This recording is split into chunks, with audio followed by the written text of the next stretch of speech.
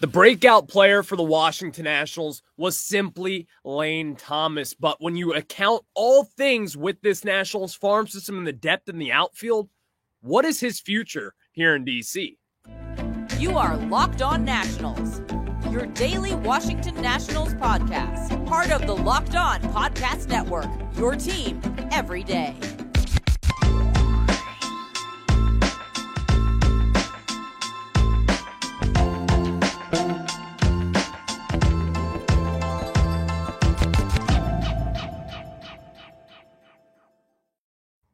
And thank you all for making Locked On Nationals your first listen every single day, as we are free and available wherever you get your podcast. And I'm your host, Ryan Clary. You can catch me over on Twitter at RyanClary11, as well as the show page at LO_Nationals to find all your latest Nationals news and notes there. And of course, while you're at it, search Locked On Nationals wherever you get your podcast, including on YouTube.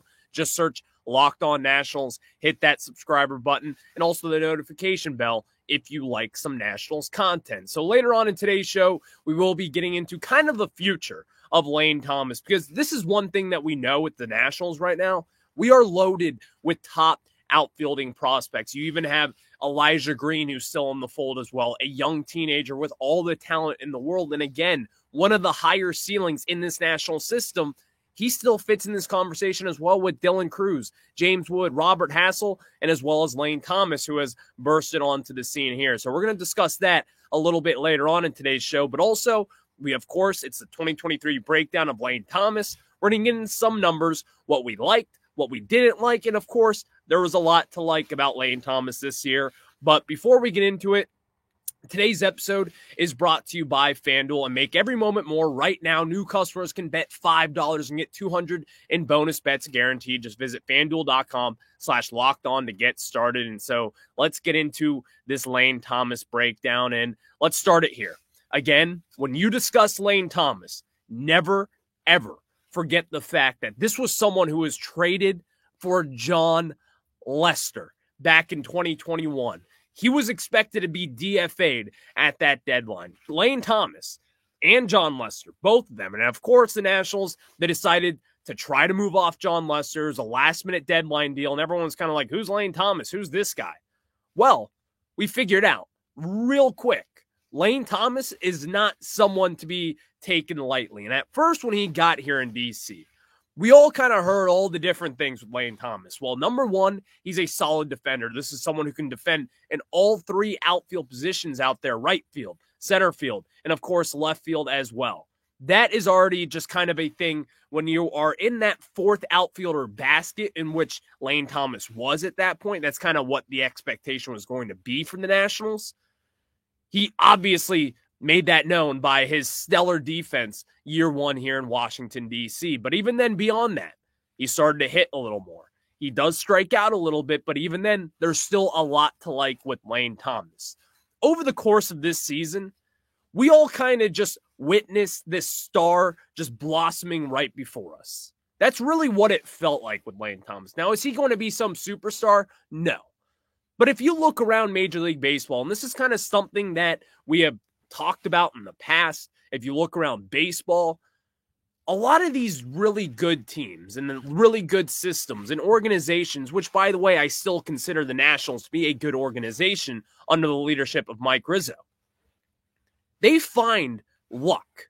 They create their own luck. And with that said, Major League Baseball, you never know when someone is going to turn out to be a guy for your team. You never really know when you're going to find out when that next pitcher is going to take the next step for this Nationals team. Well, with Lane Thomas and what he has done since being traded from the Cardinals back here into D.C., all he has done is hit. All he has done is play good defense, and really also something that he hasn't really been talked about enough, in my opinion, across the media world.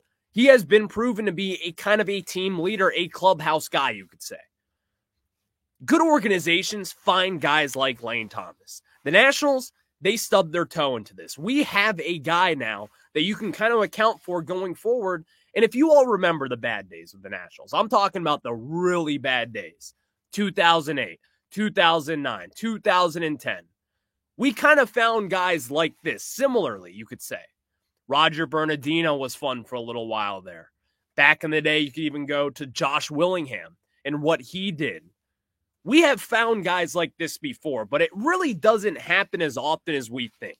Lane Thomas is kind of in this category now as to someone who is going to play some really meaningful innings for this Nationals team down the line. And of course, this season, really the hottest portion of 2023 for Lane Thomas was that May all the way through June stretch. And in fact, there was not really many hitters in baseball that were better than him at any single metric that you look at. If you look at the defensive metrics and what he did this year, second across Major League Baseball in outfield assists.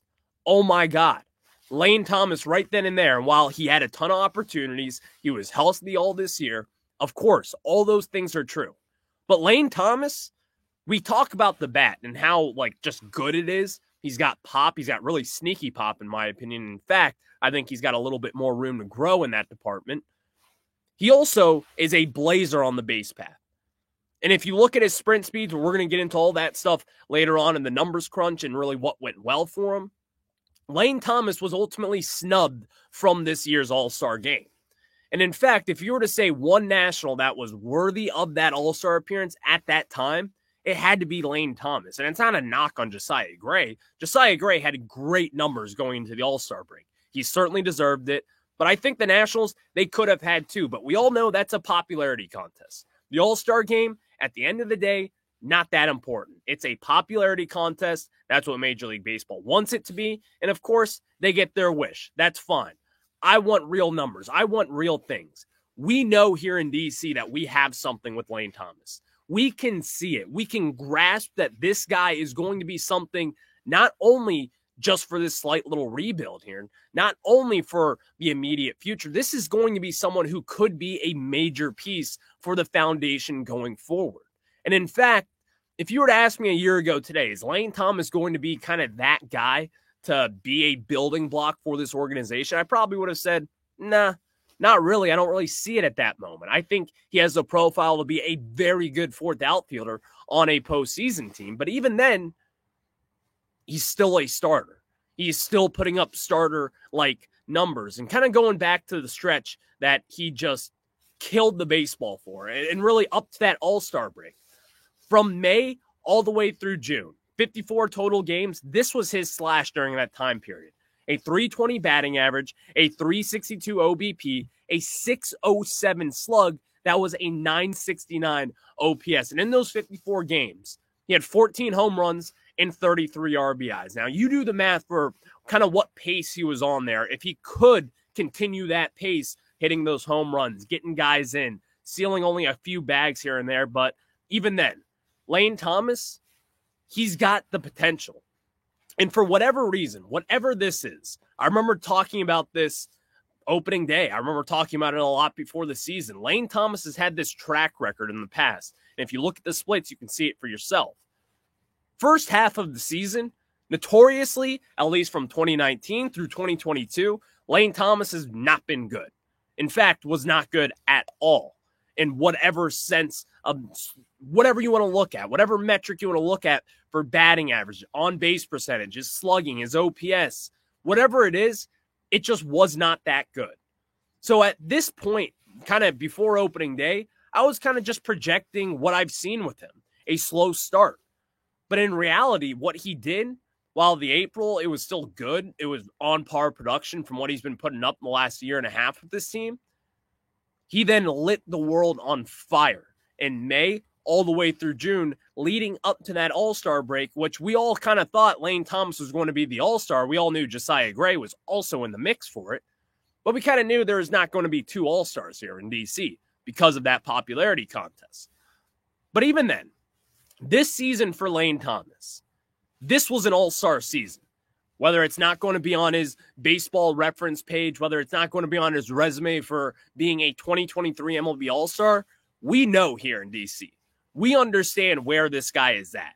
And if you look at all the numbers, including his slugging and his on-base percentage, all the numbers you want to look at from this year compared to last year and 2021, everything was improved for Lane Thomas. And I cannot get over the fact that not only does he get it done at the plate, but he's a stud defensively, a Gold Glove kind of candidate. But again, similar to the All-Star game, there's a little bit of a popularity contest there. But if you look at the metrics and what he did in the outfield, there is a no-brainer stat that this guy should be the Gold Glove winner in right field for the National League. Now, again, I don't think it's going to happen because we all know it's going to go to some random big-time right fielder on a random team. Juan Soto will somehow get into the mix again, and we all know Juan Soto is not a Gold Glove finalist. He should not be at this point in his career. He's not a good outfielder at this point. So we all know about that. That's just me kind of complaining, you could say. But even then, Lane Thomas has kind of solidified himself as a guy for this team for the immediate future and absolutely is going to be in the starting lineup come this year. And even looking back at the trade deadline, while I wasn't opposed to trading him because his stock was as high as it probably will ever be, having a few years of control left, having just a cheap deal as well, heading into arbitration. We all kind of know he's going to make some decent money here in these ARB years, but that is going to be worth it for this team going forward. This is going to be a guy who could be a building block for this organization. And as we've kind of said, the good organizations, they find their way into getting guys like Lane Thomas and to getting them to produce at their max. He's got the talent. He's got all the different tools. It's just a matter of it all clicking at once when it comes to his bat. So let's now get into some numbers with him because, as we've been saying, Lane Thomas and really where he ranks as far as MLB percentiles go and whatever else you want to look at, his numbers are on par with what you want to see for this kind of young, maturing Nationals team. So we're going to get into that and really what the numbers dictate when it comes to Lane Thomas. But before we do that, let me tell you guys about our friends over at FanDuel. And of course, October baseball is back, and you can make your postseason debut with FanDuel, America's #1 sportsbook. So join FanDuel today, and you'll get started with $200 in bonus bets guaranteed when you place your first $5 bet. Just visit FanDuel.com/lockedon to create your new account. And of course, FanDuel.com/lockedon to create that new account. Then you can get on the action from the first pitch until the final out. Then on everything from strikeouts to home runs to who will win the game. And of course, Max Scherzer is on the mound tonight, making his first start since I believe early August. We all know what to do. Fade the Rangers. So head on over to FanDuel.com/lockedon right now. Step up to the plate this postseason with $200 in bonus bets guaranteed. Make every moment more with FanDuel, the official sports betting partner of Major League Baseball. Now we get back into it as Lane Thomas, the breakout kind of player for this Nationals team heading into this year. We all kind of knew the talent that he had. We all knew the skill set that he possesses at his fingertips, but it's just a matter of fact of putting it all together. And this year, over 2023, we saw that. We saw all the different good things. We raved about his defense. We raved about his base running. We've raved about his IQ. All the different things that you want from someone who is still maturing in the game of baseball. Lane Thomas possesses those skills that you just want. You want someone on your team to have these skills and really just take it to the next level. So looking at Lane Thomas, again, the numbers from just strictly batting average, on base percentage, slugging, all of these different things were the highest in his career. 2023 was his best season by far, and I think we all kind of know that. Last year, we were all applauding the 705 OPS he had, and even then he was better than what those numbers said. He did have some up and downs again with the Nationals, but even then, the Nationals last year, they had their own ups and downs. We know what we saw last year. The product was not all that great. Being one of the worst teams in baseball, Lane Thomas was the Nationals MVP. He was awarded that by the media, and again this year, he was awarded that yet again. And in my opinion, it was a no-brainer for this National squad. So going into the season, what I wanted to see from Lane Thomas was higher slugging numbers. And again, if you look across baseball right now, that is what really carries you. If you look at the Rangers, there's no better hitting team in the American League. If you look at the Braves, no better hitting team in the National League. The Phillies, they slug to no end. All these teams that are still in it, not the Braves, but even then, you get the point. This team and really this baseball here in town in Washington, D.C. and Major League Baseball as a whole, The game has kind of changed from like that batting average era and just kind of getting on base as a whole to really getting into these slugging numbers and doing damage with those pitches. You've seen Kyle Schwarber this year batting sub 200, but even then, if he hits 40 plus home runs and his OPS is relatively good, which it is, and he's getting on base, you can still bat 180 or whatever it was this year for Schwarber and still have a semi-successful season. Schwarber did that.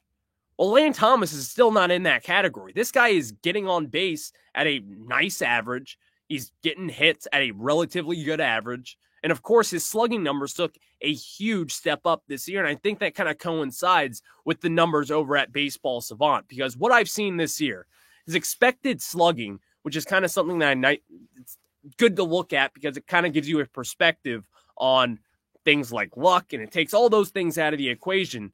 He ranked in the 57th percentile as far as expecting slugging goes. Expecting batting average goes, he ranked 52nd percentile in that category as well.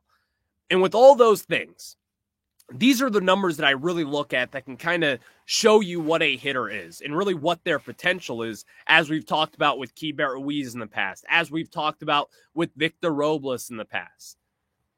Lane Thomas's best really kind of deep dive analytic, you could say, as far as hitting goes, or at his plate and all the success that he had, this guy was hitting the ball in his sweet spot at a 74%, like at a 74th percentile across Major League Baseball, among some of the league's best. His chase percentage, 59th percentile. His whiff percentage, a 63rd percentile. Really, everything that you look at, besides his average exit velo, all the things that you look at, and of course his strikeout percentage as well, and his walk percentile. Everything besides those few numbers are above average for Lane Thomas.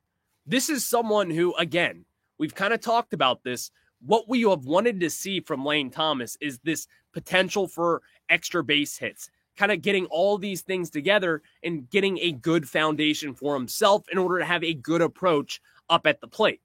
This year, the approach for Lane Thomas was pretty simple to me.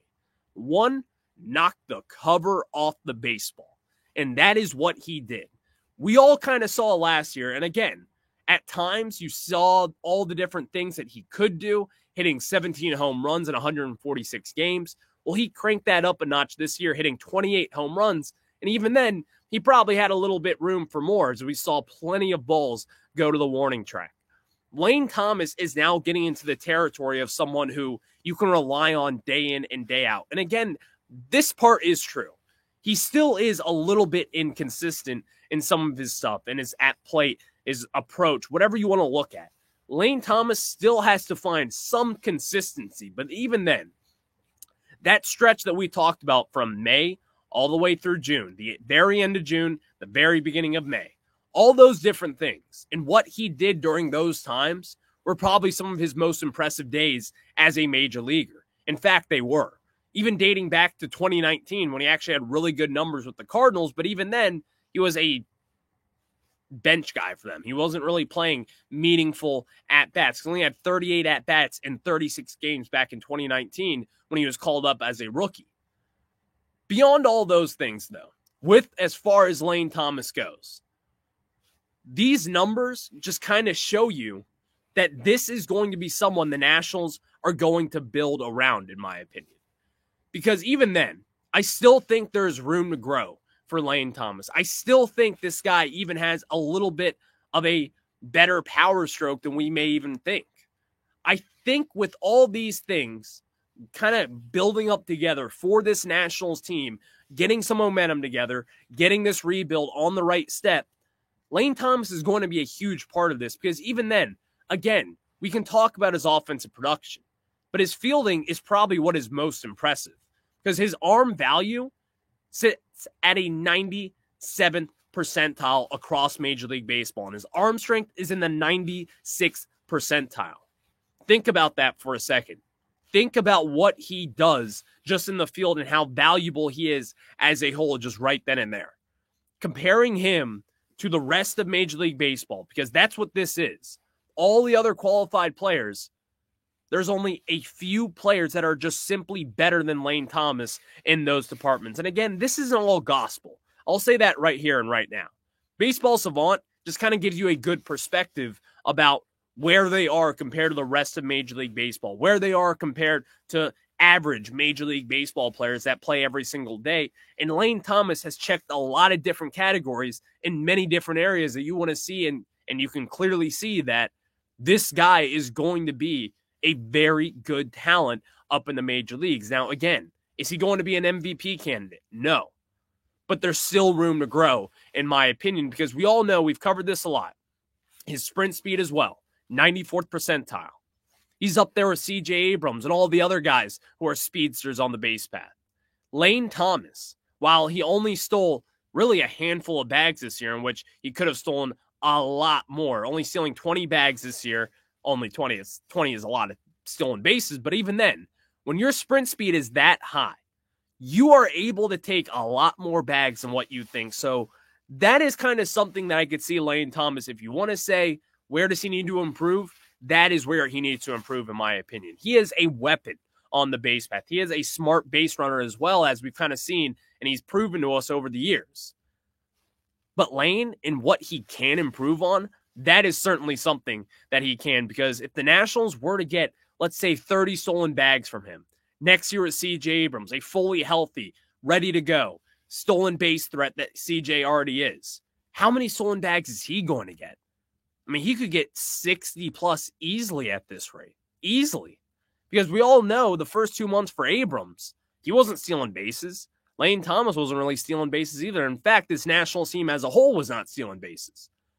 But combining Lane Thomas and C.J. Abrams as that 1-2 punch, and also coming up with Robert Hassell, James Wood, Dylan Cruz, all these different guys, the Nationals, they're going to have some real issues on the base path. And it's not issues for us. It's issues for the opposing team.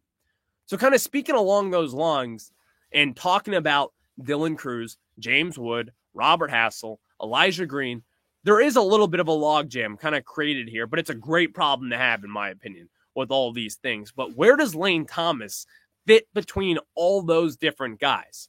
Because I think that is a real question, real, you could say, concern, but even then, it's the best kind of concern that you could ever have, in my opinion, having all these weapons in the outfield, making it that you can have a fluid kind of situation out there and the best man wins the job, whatever it is. The Nationals, they got some talent in the outfield. It's now just a matter of what these guys can do and really where they fit in the future for this Nationals team. So now let's get into that. Let's answer that. But before we do that, let me tell you guys about our friends over at Bird Dogs. And guys, I just want to tell you about Bird Dogs because I got big legs. I'm not going to lie to you right now, and they're not that pretty of legs. Bird Dog stretch khaki shorts are designed to fit slimmer through the thigh and leg, giving you a truly sculpted look.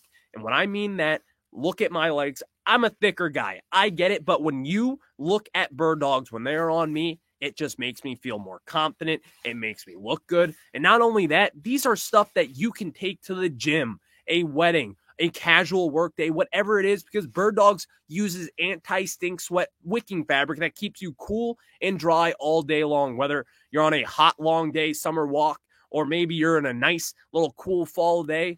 Bird Dogs has you covered because they are functional for any occasion out there. It does not matter whatsoever. So go to birddogs.com/LockedOnMLB or enter promo code LockedOnMLB at checkout for a free Bird Dogs water bottle with your order. That's birddogs.com/LockedOnMLB for a free water bottle at checkout. You won't want to take your Bird Dogs off. I can promise you that. And of course, use promo code LockedOnMLB. Now let's get back into it, as the Nationals, they got themselves a great situation here brewing with the Nats. We all know about the outfielding prospects. It is loaded with talent, and I mean that from the bottom of my heart. And even then, besides the big few guys with Dylan Cruz, James Wood, Robert Hassell, Lane Thomas is in this mix. You can even talk about Andrew Pinckney and where he fits in the fold after a very impressive season down in the minor leagues after being a mid-round draft pick for the Nationals in 2023. There are a lot of different things here. Jeremy De La Rosa, Christian Vaquero. A lot of different guys who are in this fold that could create a nice little logjam for the Nationals. And even then, Jacob Young is still in this conversation. There's a lot of outfielding prospects that something's going to happen. At some point, probably next season, you're going to be looking at Dylan Crews, James Wood, maybe Robert Hassell at this rate as well, up in the major leagues. But then where does that leave Lane Thomas? So this is kind of the confusing part of this. And in fact, I think, again, let's reiterate this. If you're listening, first and foremost, thank you. But also, let's take a step back. This is not a bad problem to have. This is not something we should be stressing over by any means. This is a great problem to have here in DC. The best kind of problem, in my opinion. I don't know where this stands, though. Because here's the thing. There's different things to kind of account for here. Dylan Crews, while he did struggle the last few weeks in AA there, whatever. Dylan Crews is going to be a superstar someday. James Wood, I still believe he's going to be a superstar someday, as everyone should probably believe at this moment. Robert Hassell struggled. As soon as he got traded here in DC, he has struggled. He had that hamate injury about a year ago today.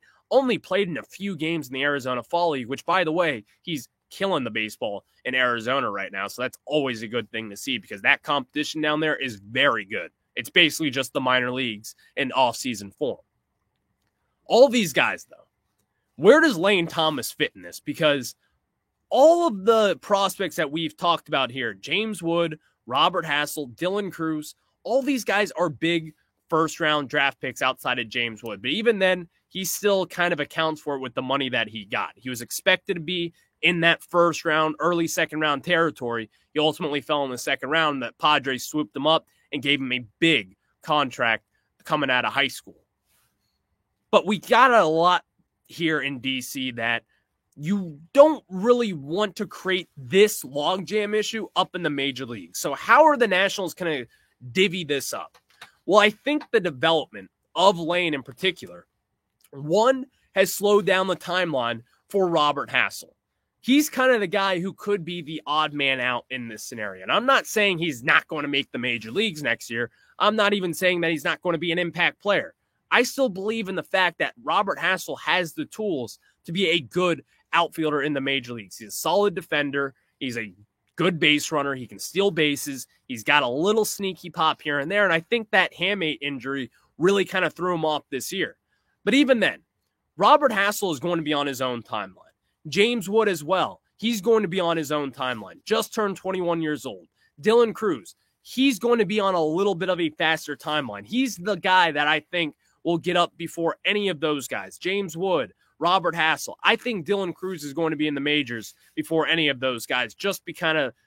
I just think his production is going to come back to form next spring. But looking all beyond that, where does Lane fit? Because that is a serious question. And if the Nationals were to have James Wood, Dylan Crews, and Robert Hassell all pan out, and even all the rest of the guys, you could consider trading Lane Thomas. But even then, I'm not trading Lane until we know we have surefire prospects in the outfield. I'm already checking that box for for Dylan Crews and for James Wood. But I'm not doing that for Robert Hassell. I'm not going to do that for Christian Vaquero or Jeremy De La Rosa or Jacob Young. You have 4 outfielder spots that you can fit in. If Lane Thomas is going to be putting up numbers the way that he did this year, he's going to find his way in the lineup no matter what. Now, again, I also kind of think with Lane and really the future with him, there is some accounting for that. The Nationals, they have a lot of chips in the middle of the table for these big named prospects. Again, you're not trading Juan Soto unless you're getting that massive haul back in return. These guys matter to this organization. And in fact, James Wood and Robert Hassell, they really do matter no matter what you look at here. They need to develop. And the Nationals, that is kind of their priority, as well as alongside all the other prospects. But even then, they want to be right about this trade. And if you're going to trade away Juan Soto, you have to get guys back in return that are going to be major impact players. James Wood is already looking that part already. Mackenzie Gore, C.J. Abrams, they're already looking that part for this team. But now it's just a matter of just kind of getting their stride moving up the minor league ranks and seeing what they can do. Because Lane Thomas is not going to really be pushed this season, in my opinion, unless we see giant climbs from Robert Hassell, James Wood, and Dylan Cruz. I think Lane is going to have a solidified job for this season. And in fact, he probably should, unless he struggles immensely. But I'm not foreseeing that because we have seen the consistent production year after year. And yes, while you look at certain months or certain times or whatever it is, Lane Thomas does have his struggles. Welcome to Major League Baseball. Bryce Harper has had his struggles. Name that, Juan Soto has had his struggles. Even last year with the Nationals in 2022, he struggled a little bit. Back with the Padres, he certainly struggled last year with them. There's a lot of different things to account for here. But with Lane, there is a win-win scenario here brewing for the Nationals. Number one, he either develops as that outfielding guy who you don't really expect to pan out, but who has, we've just kind of lucked into someone who's going to be a very good outfielder for the Nationals going forward. Or number two, you have all your other prospects who probably have higher ceilings than Lane Thomas and are probably going to be better players if they can reach those ceilings or even near their ceilings. Then you move off of Lane Thomas and get some prospects back in return. That's the kind of cycle the Nationals should be looking at currently, and probably that's what they're going to be looking like going forward. And all this stuff matters for the Nationals. But first things first, the prospects are going to have to develop and really show their worth before they kind of move off of Lane Thomas. Because whether we like it or not, and I'll say it here again, James Wood and Dylan Cruz, I'm willing to bet they're going to be stars in this league. Dylan Cruz, I think, will be a superstar, an MVP candidate. James Wood has that potential as well. But right now, there is no such thing as surefire prospects. There just isn't. Well, we can say that. We can say, oh, this guy's going to be a stud. But we have no real way of dictating who will be what until they are up in the major leagues. So looking beyond all of this, Lane Thomas is going to be the Nationals' right fielder or maybe even center fielder for 2024. And there's not an issue with it. And in fact, this is a win-win scenario for all those reasons that were just listed. Thank you guys for making Locked On Nationals your first listen. And of course, make sure to subscribe over on YouTube. Search Locked On Nationals there. And of course, wherever you get your podcasts as well, Spotify, Apple, Google, wherever it is, we got you covered there. Just search Locked On Nationals, and I'll have you covered for it's your team every single day. I'll catch you guys on the flip side. Of course, Max Scherzer goes tonight for the Rangers. That'll be an interesting game. They're up 2-0 in the series against the Astros. They now head into Dallas, home game for the Rangers for the next few. We'll just have to see what they can do with Scherzer on the bump. I'll catch you guys on the flip side. Have a good one.